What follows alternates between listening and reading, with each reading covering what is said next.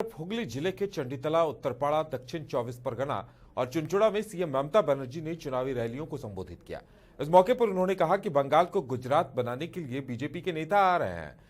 CPM और कांग्रेस के साथ मिलाकर बीजेपी अल्पसंख्यक वोट बैंक पर कब्जा करना चाहती है। बंगाल से बीजेपी को बाहर निकाल फेंकना है। वहीं ममता बनर्जी ने मंच से कहा कि केंद्र की बीजेपी सरकार रसोई गैस की कीमतें बढ़ा रही है, फिर सत्ता में आने पर टीएमसी सरकार निःशुल्क घर घर राशन भी पहुंचाएगी। গার্জেন এবং সেই মহিলারা যদি মনে করে তার বাবা মার ট্রিটমেন্ট করবে, তাহলে সে তার বাবা মার ট্রিটমেন্টও করতে পারে। এটা মহিলাদের অ্যালাউ করা হয়েছে। ভাই বোন সকলের ট্রিটমেন্ট। মায়েরা সংসার চালায়, মায়েরা জানে কখন কাকে দেখাতে হবে। ছেলেরা অনেক সময় চাকরি বাকরিতে চলে যায়, হট করে ঘরে কেউ অসুস্থ হয়ে পড়লো, তখন এই কার্ডটা মেয়েদের কাছে থাকলে সুবিধে হয় কি, এই কার্ডটা নিয়ে সঙ্গে সঙ্গে দেখালে সে ট্রিটমেন্টটা করতে পারে। এবার আপনাদের বলি, অনেক কাজ করে দিয়েছি, বাদ বাকি আগামী দিনে কি কি করব। নাম্বার 1, বিনা পয়সায় চাল রেশন আমরা দেব, বিনা পয়সায় রেশন দেব। 2 হচ্ছে এই রেশন দুয়ারে দুয়ারে পৌঁছে দেব, কোনো রেশন দোকানে যাওয়ার দরকার নেই। তৃণমূল কংগ্রেসের সরকার হলে, তৃণমূল কংগ্রেসে আমাদের সরকার হলে মা বোনেদের হাত খরচা দেবো। 500 টাকা থেকে 1000 টাকা করে প্রতি মা বোনেরা হাত খরচা পাবে। 3 নম্বর, কৃষক বন্ধু এখন 5000 টাকা যারা পান একর প্রতি, আগামী দিন 10,000 টাকা পাবেন। আর ক্ষেত মজদুর আর প্রান্তিক চাষিরা 5000 টাকা করে পাবেন। আর কেন্দ্রীয় সরকারের যেটা স্কিম, ওটা মাত্র কয়েকটা লোকের জন্য, আমরা অনেকদিন আগে পাঠিয়ে দিয়েছি, দেয়নি। ওই 15 লক্ষ টাকা করে দেবে বলেছিল না, কাউকে দেয়নি। সেই রকম মিথ্যে কথা ভাওতা দিয়ে বেড়াচ্ছে। 4 নম্বর, মনে রাখবেন, আমার যারা ভাইরা আছে, ভাই বোনেরা, স্টুডেন্টরা, স্টুডেন্ট কমিউনিটি, তারা অনেক দামি জায়গায় পড়তে চায়, নামি জায়গায় পড়তে চায়, ডাক্তার ইঞ্জিনিয়ার তৈরি হতে চায়। কিন্তু অনেক সময় আমরা তো দিচ্ছি শিক্ষাশ্রী স্কলারশিপ, আমরা তো কন্যাশ্রী দিচ্ছি, আমরা তো সংখ্যালঘুদের জন্য ঐক্যশ্রী দিচ্ছি।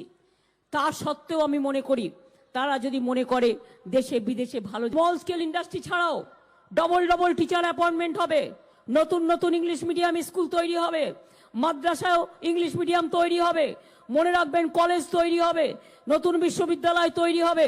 আপনার হুগলিতে তারকেশ্বরে বিশ্ববিদ্যালয় হচ্ছে, গ্রিন বিশ্ববিদ্যালয় দিয়েছি যাতে হুগলির ছেলে মেয়েরা এখানেও পড়াশোনা করতে পারে, গ্রিন ইউনিভার্সিটি তৈরি করে দিচ্ছি। মাল্टी सुपर हॉस्पिटल। और ज्यादा जानकारी के लिए इस वक्त हमारे साथ कोलकाता स्टूडियो से हमारे संवाददाता आफ्ताब जुड़े हुए हैं। जी आफ्ताब, जिस तरह से अब तीसरे चरण के चुनाव को लेकर डोर टू डोर प्रचार चला प्रत्याशियों का, वहीं दूसरी तरफ ममता बनर्जी और बीजेपी के जेपी नड्डा ने प्रचार की कमान भी संभाले रखी। क्या कुछ रहा आज के दिन खास? बिल्कुल, देखिए, आज सबसे बड़ी बात यह है कि 31 विधानसभा के जो इलेक्शन होने हैं तीसरे चरण के, वो जो है कि कल होंगे। इसे लेकर चुनाव आयोग की तरफ से सुरक्षा व्यवस्था का मुकम्मल इंतजाम कर दिया गया है। और खासकर बहुत सारे ऐसे प्रत्याशी हैं जिनकी किस्मत जो है कि ईवीएम में कल कैद हो जाएगी। तो ऐसे में कह सकते हैं कि अभी रात भर जो है कि बहुत सारे उम्मीदवार जो हैं टीएमसी के हैं, लेफ्ट पार्टियों के हैं, उसके बाद भारतीय जनता पार्टी के हैं, उन्हें रात में कह सकते हैं कि नींद नहीं आएगी।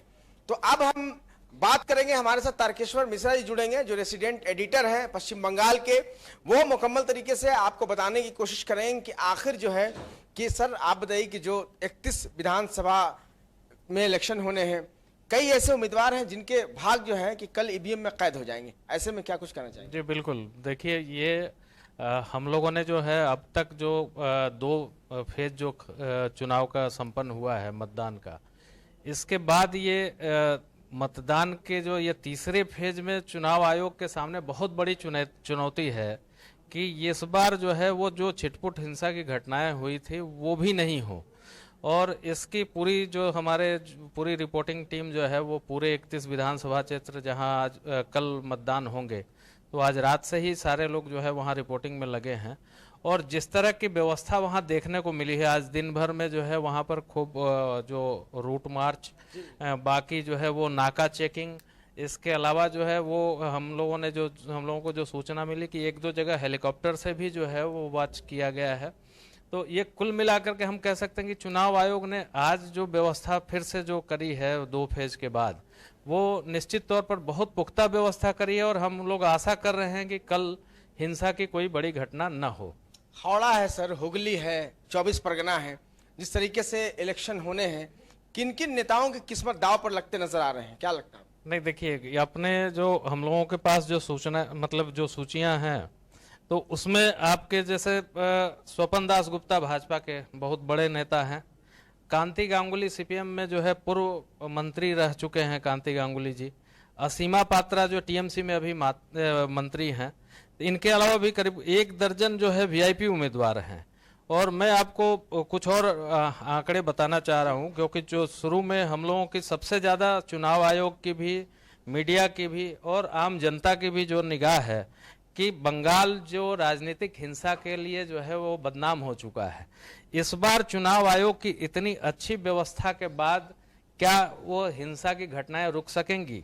लेकिन इसमें एक जो चीज बहुत फिर से हम लोग जो समझने की जरूरत। हाँ जी, कि देखिए ये दक्षिण 24 परगना के जो है 16 सीटें जो है वो अति संवेदनशील मानी गई हैं और हुगली के 8 में से 4 और हावड़ा के 7 में से 2। तो ये इतने संवेदनशील सीटों पर जो मतदान कल होना है, और इसमें जो है आप देखिए कि 205 प्रत्याशी हैं। 205 प्रत्याशी में से 26% जो प्रत्याशी हैं उनकी आपराधिक पृष्ठभूमि है।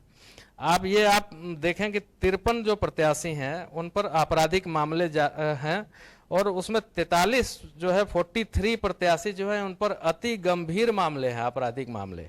इसमें भी 9 के खिलाफ तो महिलाओं के पर अत्याचार करने के बहुत गंभीर मामले हैं।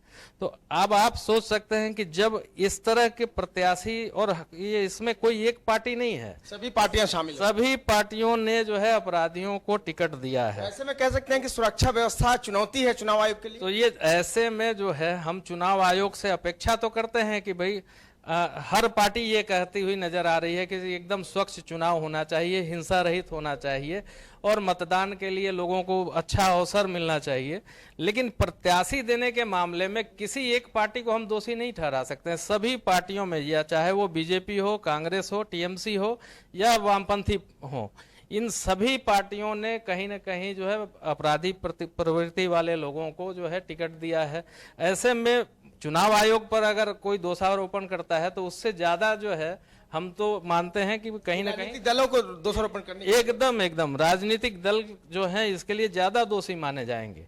जी चलिए, बहुत शुक्रिया। आप देखते हैं आयोग किस तरीके से आगे मुकम्मल तरीके से हम कह सकते हैं कि शांतिपूर्ण मतदान कराने में सफल हो पाता है। और सबसे बड़ी बात है कि टीएमसी के मुकाबले भारतीय जनता पार्टी के कई जो मैदान में है लड़ाई आर पार की है।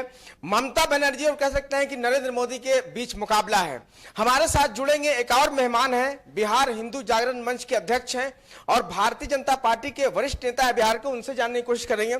जीवन कुमार स्वर्णकार जी, ये खास तौर पे पश्चिम बंगाल में अभी आए हैं और इन्हें बहुत बड़ी भाजपा ने जिम्मेदारी भी दी है। सर, आप बताइए कि जिस तरीके से ये चुनाव हो रहा है, लगातार जो है कि हम देख पा रहे हैं कि ममता बनर्जी हो, चाहे उनकी पार्टी के जो अभिषेक बनर्जी हो, लगातार आप लोग की पार्टी पर, बीजेपी पर निशाना साधते नजर। आप लोग किस तरह जवाब देंगे इसका? देखिए, ममता बनर्जी जिस तरह से चुनाव कराने का प्रयास कर रही है वो तरीका सही नहीं है। मैं बता दूं आपको कि उनका चुनाव कराने का जो तरीका है, मूल आधार है, वो हिंसात्मक तरीके से चुनाव को कराना चाहती है। उनके जो टीएमसी के जो गुंडे हैं वो डरा के धमका के भाजपा के लोगों को हतोत्साहित करना चाहती है। लेकिन मैं एक बात आपको बता देना चाहता हूं कि ग्रास रूट से, मैं तो चुनाव प्रचार में कई जगह गया, सतगछिया में मैं कल ही गया था वहां पे, और मैंने देखा कि वहां पे जहां से 4 चक्का जाना बंद हो जाती है, वहां मैं मोटरसाइकिल से यात्रा करता। हमारे साथ कुछ विधायक भी थे और भी अन्य लोग थे। तो ग्रास रूट से आवाज निकल रही थी कि इस बार पूरी बदलाव होगी और भाजपा के पक्ष में पूरा वोट दिखाई पड़ रहा था। कल हमने देखा कि शहनवाज हुसैन जो बिहार के मंत्री हैं, भाजपा के बड़े नेता हैं, उनके साथ भी कुछ हादसे हुए, क्या कुछ? मैं बताना चाहूंगा कि शहनवाज हुसैन जी के साथ मैं भी था और नाजिया इलाही भी थी, जो काफी पॉपुलर पब्लिक फिगर है, जो ट्रिपल तलाक पे अपना कई वक्तव्य दे चुकी है, कई केसेस उस पर चल रहे हैं। मैंने देखा कि वहां पर चुनाव में हम लोग आ तो गए कार्यक्रम करने के लिए, वहां पे शहनवाज जी जब भाषण देना शुरू किए उस वक्त लोगों ने हुड आउट करने का प्रयास किया, जो एक गलत तरीका है। लोकतंत्र पे आप हमला नहीं कर सकते हैं। लोकतंत्र को जीतने का तरीका है लोकतांत्रिक तरीके से। आप हमला करके लोकतंत्र पे जीत हासिल नहीं कर सकते हैं। भारत एक लोकतांत्रिक देश है और शाहनवाज जी कहते रहे कि ये तरीका नहीं है। शाहनवाज जी लगातार इस बात पे चर्चा करते रहे कि लोकतंत्र में सबको वोट मांगने का अधिकार है, आप किसी को वोट मांगने से रोक नहीं सकते हैं, ये तरीका नहीं है। लेकिन उस पे जो है हजारों लोग उनके पक्ष में खड़ा थे, लेकिन कुछ लोग जो टीएमसी के गुंडे थे वहां पे लगातार उन पर प्रतिक्रिया दे रहे थे। तो अभी है क्या, बाद में जब वहां पर कार्यक्रम खत्म हुआ, जब उनकी गाड़ी आगे बढ़ी तो उन पर लोगों ने हमला भी कर दिया। अच्छा, एक सवाल है कि ममता बनर्जी लगातार कह रही हैं कि टीएमसी ही सरकार बनाएगी, भाजपा बाहरी पार्टी है, ऐसे में किस तरह के जवाब दे पाएंगे? देखिए, ये जो उनका आधार है निराधार है। भाजपा बाहरी पार्टी है, ये क्या मतलब है? पूरे देश की, पूरे विश्व की सबसे बड़ी पार्टी है, आप उसको बाहरी पार्टी कहते हैं? आप इसी देश में उसको बाहरी पार्टी कहिएगा? तो ये गलत है, ये उनका आरोप निराधार है। भाजपा के यहाँ पहले से भी कई विधायक रहे हैं, तो ये उनका कहना निराधार है। हिंदुस्तान में कोई भी नेशनल जो पार्टी होती है वो बाहरी पार्टी नहीं होती है। तो ये बल्कि मैं वो कहता हूं कि वो क्षेत्रीय पार्टी के नेता हैं और किसी भी पार्टी को वो बाहरी पार्टी कह सकते हैं, क्योंकि उनको बंगाल तक सीमित रहना है।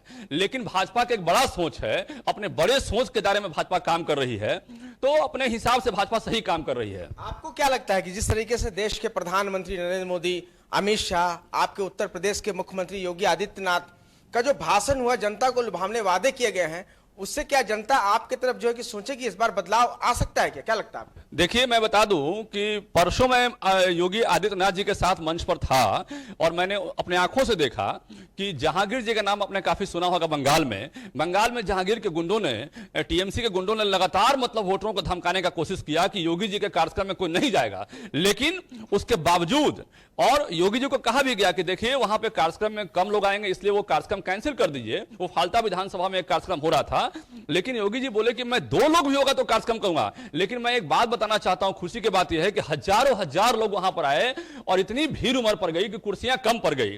तो यह बात उनका गलत है और योगी जी तथ्यों को सामने रखते हैं और तथ्यों को सामने रखने पर टीएमसी के गुंडे भड़क जाते हैं। ये क्या मतलब है? आप किसी को तथ्य को सामने रखने से रोक नहीं सकते हैं। ये लोकतांत्रिक प्रक्रिया का हनन हो जाएगा। यदि आप उसको तथ्यों को रखने से रोकते हैं तो लोकतांत्रिक प्रक्रिया का ये हनन है।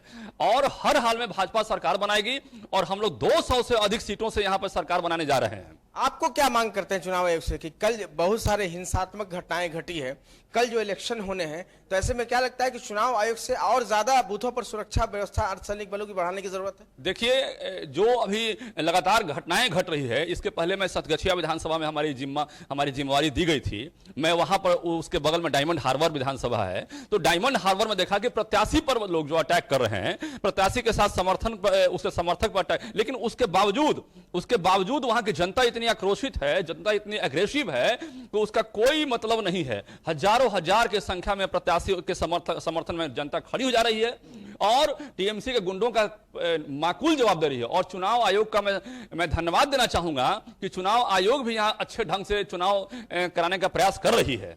अच्छा, एक सवाल है कि मतलब ममता बनर्जी और टीएमसी लगातार बीजेपी पर निशाना साध रही है कि यहाँ कोई मुख्यमंत्री का चेहरा नहीं है, लोकल ही मुख्यमंत्री बनेगा। तो भारतीय जनता पार्टी को अगर बहुमत देती है जनता, तो मुख्यमंत्री कौन बनेगा? सर देखिए, मामला पार्टी का होता है। भारतीय जनता पार्टी एक लोकतांत्रिक पार्टी है और उनका पार्टी वन मैन पार्टी है। वो जो चाहती है, जिसको चाहती है वो मुख्यमंत्री घोषणा कर सकती है और वो अपने अलावा किसी को चाहती भी नहीं कि घोषणा करे। लेकिन हमारी जो पार्टी है वो एक लोकतांत्रिक पार्टी है, वहां एक प्रक्रिया है। पार्टी के लोग बैठते हैं, जीते हुए विधायक बैठते हैं और वो लोग खुद फैसला करते हैं कि इसमें से कौन बनेगा नहीं बनेगा। तो लोकतंत्र की एक प्रक्रिया जो है वहां प्रॉपरली फॉलो होता है। अब उस प्रक्रिया को वहां पे ममता बनर्जी का जो पार्टी है, टीएमसी पार्टी है, वहां लोग फॉलो नहीं करते हैं, तो हमें उससे कोई मतलब नहीं है जी। अच्छा, आखिरी सवाल एक आपसे कि वोट के जो परसेंटेज लगातार बढ़ते जा रहे हैं, लगातार हर चरण में देखेंगे जनता जनादेश बहुत ज्यादा वोट दे रही है।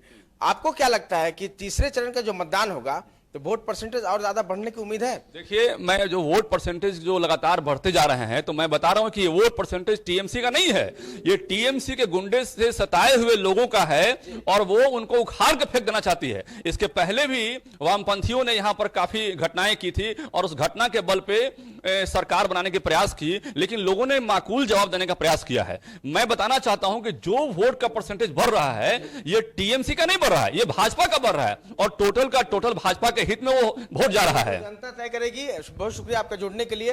ये तो जनता तय करेगी कि आखिर ये वोट किसको जा रहा है, ये तो ना हम कह सकते हैं ना आप कह सकते हैं, इसलिए कि लोकतांत्रिक प्रक्रिया है, वोटिंग का प्रक्रिया है, इलेक्शन कल है अब देखना होगा कि आगे जनता का जनादेश किसको मिलता जी है। आफ्ताब, हम लौटते हैं आपके पास। अपने दर्शकों को कल के चुनाव को लेकर बता दें कि बंगाल विधानसभा चुनाव मंगलवार को 31 सीटों पर वोटिंग होनी है, जिसमें 205 प्रत्याशियों की किस्मत का फैसला होना है और दक्षिण 24 परगना की 16 सीटों पर वोट डाले जाएंगे, हावड़ा की 7 सीटों पर और हुगली की 8 सीटों पर वोटिंग होनी है। मतदान को लेकर सुरक्षा के पुख्ता इंतजाम किए गए हैं। तो दक्षिण 24 परगना की 16 सीटों पर वोट डाले जाएंगे, हावड़ा की 7 सीटों पर और हुगली की 8 सीटों पर वोटिंग होनी है, जिसे लेकर सुरक्षा के चाक चौबंद इंतजाम किए गए हैं।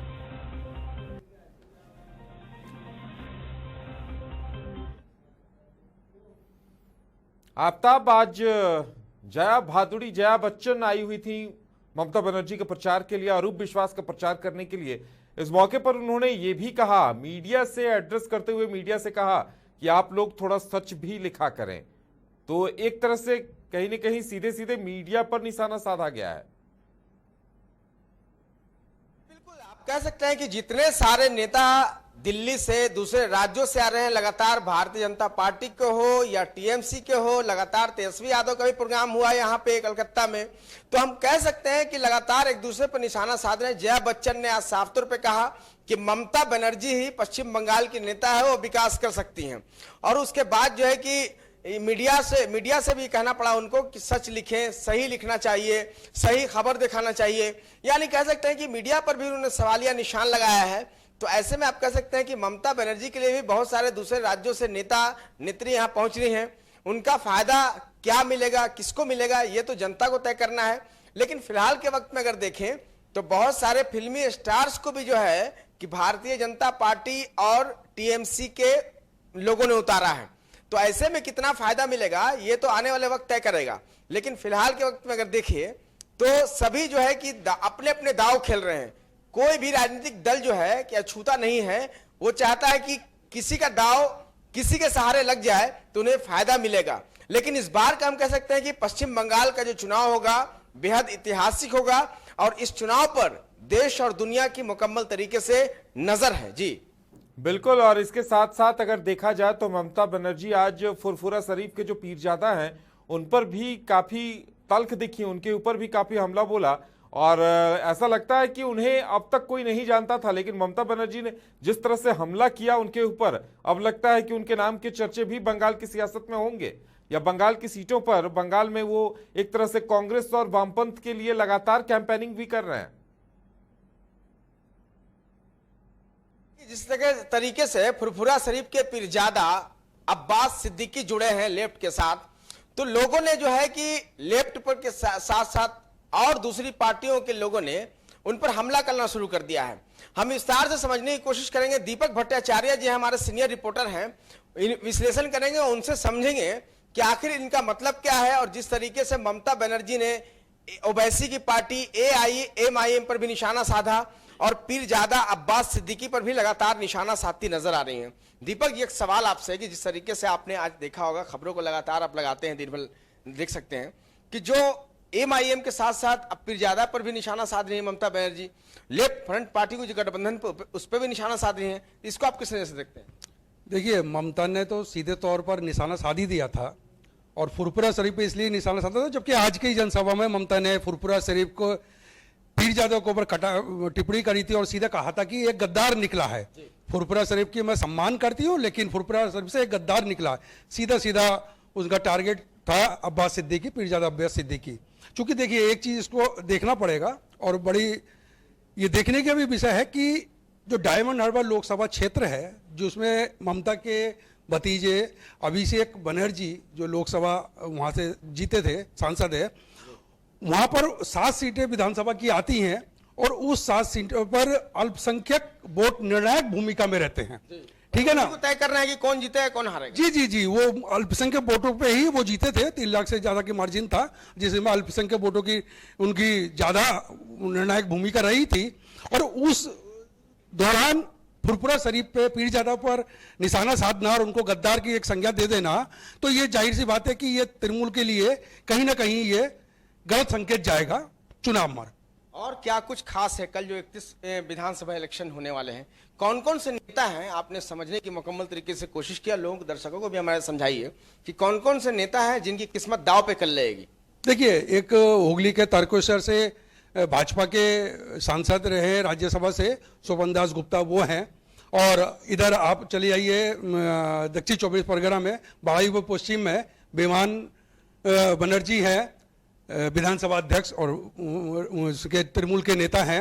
और उधर सबसे बड़ी बात है कि जो डायमंड हार्बर क्षेत्र है, विधानसभा क्षेत्र है, वहां पर दीपक हल्दर जो टीएमसी के विधायक रहे हैं, जो अब बीजेपी के तरफ से लड़ रहे हैं, तो ये सीट बड़ी अहम, क्योंकि उनके अगेंस्ट में पन्नालाल हल्दर को उतारा है टीएमसी ने।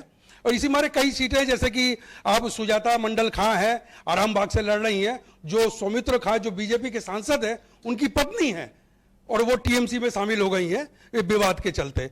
तो कुछ सीटें ऐसी हैं जो बहुत अहमियत रखती हैं और सीधे सीधे उसमें एक मान के चलिए कि हॉट सीट में वो तब्दील हो चुकी है और वहां सीधे सीधी फाइट होनी है।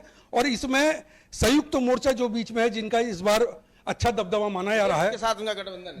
जी, संयुक्त मोर्चा, वो लेफ्ट कांग्रेस और अब्बास सिद्दीकी का जो पार्टी है, इनका जो गठबंधन हुआ है, और ये कहीं ना कहीं वोट को प्रभावित भी कर सकती है। चलिए, बहुत शुक्रिया। साफ है कि ये तो तय करेगा 2 मई को, लेकिन फिलहाल के वक्त में हमारे साथ जीवन कुमार स्वर्णकार जुड़े हुए हैं, बिहार हिंदू जागरण मंच के संयोजक हैं और भाजपा के वरिष्ठ नेता हैं। आपसे जवाब जानना चाहेंगे कि जिस तरीके से ममता बनर्जी लगातार एमआईएम और अब्बास पीरजादा जो है, अब्बास सिद्दीकी, उन पर निशाना साधे, तो ऐसे में क्या लगता है कि भारतीय जनता पार्टी को फायदा नजर आ रहा है इसमें? देखिए, भारतीय जनता पार्टी को उनका निशाना साधने से कोई फर्क नहीं पड़ता है। भारतीय जनता पार्टी का जो अपना वोट है और लोगों की जो मंशा है, वो स्पष्ट रूप से बन चुकी है। अब उनके निशाना साधने से कोई फर्क नहीं पड़ने वाला है। भारतीय जनता पार्टी का जो अभी मोटो है, उसके हिसाब से कहा यह जाता है कि असदुद्दीन ओवैसी भाजपा की बी टीम है। नहीं, ये तो आरोप लगाने वाले हमेशा आरोप लगाते रहते हैं, ये तो उनका काम है। कोई भी पार्टी जब वहां पे चुनाव उनके अगेंस्ट लड़ेगी तो उनका काम है उन पर आरोप लगाना, उनके बारे में बेबुनियाद बात करना, ये तो उनका तरीका है। लेकिन ऐसा कुछ भी नहीं है। वो अपना चुनाव लड़ रहे हैं और भारतीय जनता पार्टी अपना चुनाव लड़ रही है। दोनों में कोई अपना तालमेल की कोई बात ही नहीं है। हम अपना लड़ रहे हैं, वो अपना लड़ रहे हैं, इसमें क्या? संयुक्त मोर्चा है जिसमें कांग्रेस पार्टी है, सीपीआईएम है, उसके बाद अब्बास सिद्दीकी की पार्टी उसमें शामिल है।